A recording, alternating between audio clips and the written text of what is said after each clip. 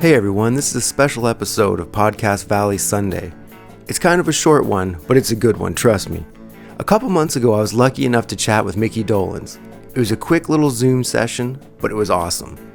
Obviously, I'd never spoken to him before, and getting to talk to him after getting to talk to Mike Nesmith was, again, a dream come true, and it was fantastic. Talking with Micky was super surreal because he's Micky Dolenz. He's someone I've looked up to and been a fan of for well over 20 years, and it was surreal to know that as I was looking at him, he was looking at me. And although the conversation wasn't very long, it was awesome. I got to ask him questions I'd always wanted to, and he gave me some of like the classic Micky sense of humor.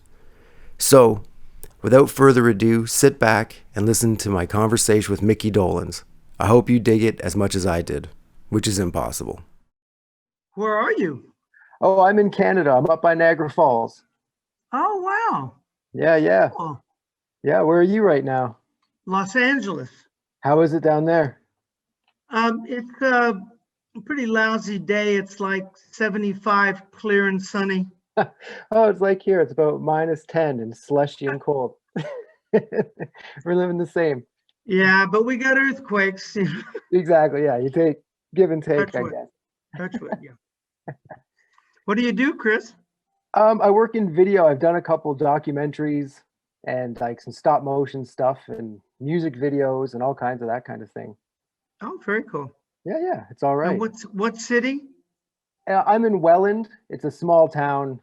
Yeah, close. I saw you. It's about an hour from Toronto, hour and a half from Toronto. Right. And I saw the Mike and Micky show in Toronto when you guys were there 2-3 years ago. Yeah, right. Yeah. And I got to say, that show blew me away. Thank you. I'd seen the Monkees a few times, and but seeing you and Mike together, it'd been a little while, and your voices were so strong, and the band was so good. I tell everybody that was one of the best shows I've seen in a very long time. It was fantastic. Oh, thank you. That's great. Great to hear. Thanks.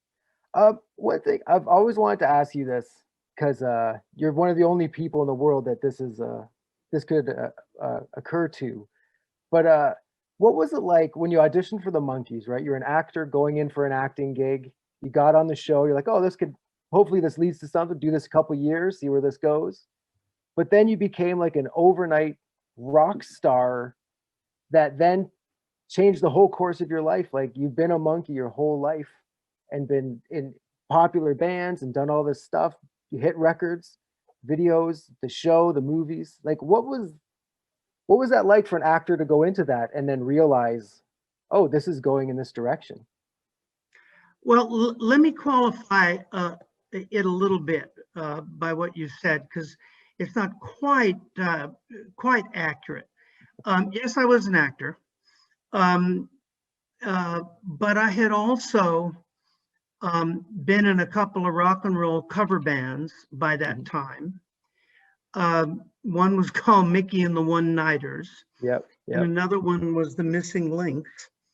I had sung with my acoustic guitar. I'd been singing folk music for a number of years. I'd already recorded a single or two that never did anything. This is pre-Monkees. But I had been singing. I had been playing.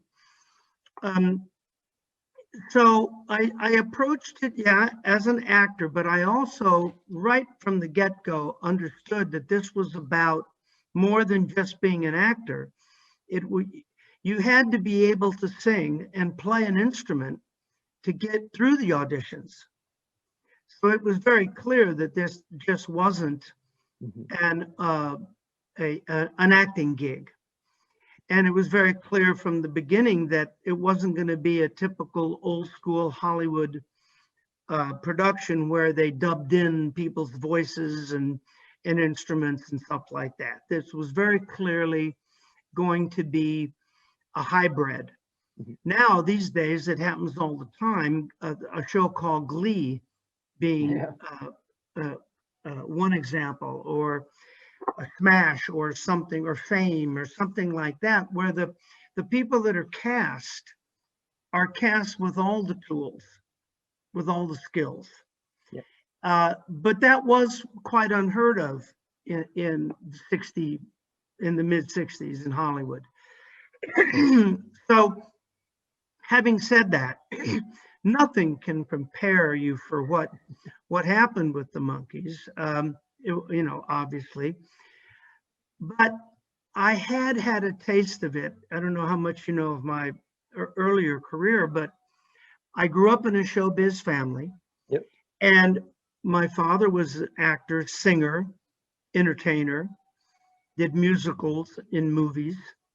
My mom was a singer, piano player, actress. So I grew up in the business. Um, and I had a series when I was 10 called Circus Boy. Yep. Yep. And it was quite successful, a big network show.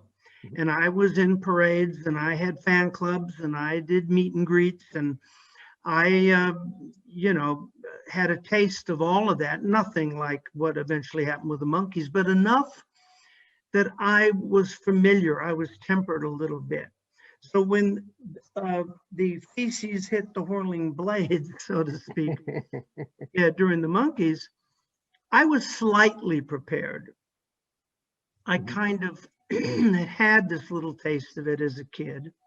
So it totally didn't take me by surprise. And more importantly, after the Monkees went off the air and the group essentially didn't exist anymore, you could argue whether or not it actually ever did exist in the real world, because the Monkees was essentially a television show about a rock and roll band. Yeah. Called the Monkees, imaginary band. It didn't really exist except on television. And then when we went on the road, Mike Nesmith always said when we went on the road, it was like Pinocchio becoming a real little boy. But it's what the producers had in mind the whole time, or they wouldn't have made your singing and playing an instrument, mandatory in the auditions. So were you surprised at all by the acceptance of quote unquote like real rock bands of the Monkees? And when you guys were coming up in the 60s, they were your peers and you were hanging out together and all that kind of thing. Was that kind of like a holy shit moment? Or was it also something you're like, I saw this kind of coming down the pipe? Well, I guess I just kind of took it, I don't want to say took it for granted. When you say other rock, there were some other rock bands and people in the business and radio station and record company people who didn't get it. They didn't get what the Monkees was about. And this kind of hybrid thing that was happening, which had never happened before. They didn't quite get that. And there's still people to this day that don't get that and never will. So true. Yeah. But there were people, as you say, peers that did get it. The Beatles were one that got it. John Lennon famously once said the Monkees are like the Marx Brothers. And that was very accurate. The Monkees was much more like the Marx Brothers than the Beatles. It was a little half-hour musical theater on television, like a Marx Brothers movie, like Day at the Opera or one of those Marx Brothers films. Frank Zappa got it. He was on the show. He was on our show and in the movie Head. And so he got it. And there was lots of others that got it, even though it was unusual, but they got what it was all about. Exactly. Yeah. And I find too, my cousin and I, we have a Monkees podcast, just going to plug it, Podcast Valley Sunday.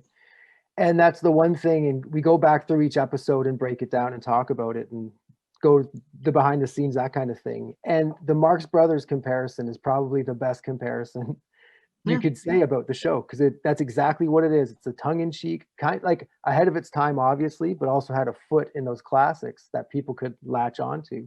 And that was not just accidental. When I was cast, they screened Marx Brothers films for us. Oh, really? Oh yeah, absolutely. and other films too. Laurel and Hardy. And I don't remember if they screened the Beatles movies, but I'd seen them anyway, of course, by that time. But it was very clear that it was much more like the Marx Brothers, and also in the intent. The Monkees on the television show were never famous. It was about a group who wanted to be the Beatles. You know, everybody says it was the America's answer to the Beatles. No, it wasn't. It was a TV show about a group who wanted to be the Beatles. And on the show, we were never famous. We never made it on the TV show. Yeah, that's what we always come back to when we talk about the episodes. It's always right there for you. And at the end of the episode, it's going to happen. And then, the old lady from the beginning of the episode scoops in and gets the recording contract or something like that. Yeah. And that's what was totally intentional and a very smart move by the producers and writers. Very, very smart, story and concept. Because, it was the struggle for success that made it so endearing, I think. A lot of it had to do with that. Now, Chris, I have here a white one. And or I have a black one. Ooh. And you get your choice, and you also can have the title of the song, and of course I'll sign it to Chris. Thank you. Which one do you think you're gonna like? I'll go the classic white and red. You got it. And do you want it to a song with a song title on there? Sure. If you could put the Porpoise song on there, because that's a huge favorite. Yeah, how do you spell porpoise? It's a good question. Porpoise, right? I believe so. The porpoise is laughing at us right now. There you go. Amazing. Thank you so much. That's fantastic. Hey, Chris, thank you. Thank you for your interest and your time, and thanks for doing that podcast. And hopefully we'll be back at some point. Trying to. We had other dates booked, of course, and we're looking at the fall now. I'm not optimistic about that, but you never know. Yeah. And thanks for your interest, and you stay safe, huh? You as well. Yeah. Try to enjoy that 75-degree sunny weather if you can. Yeah. All right. Have a good one, Mickey. Thank you, buddy. Bye-bye.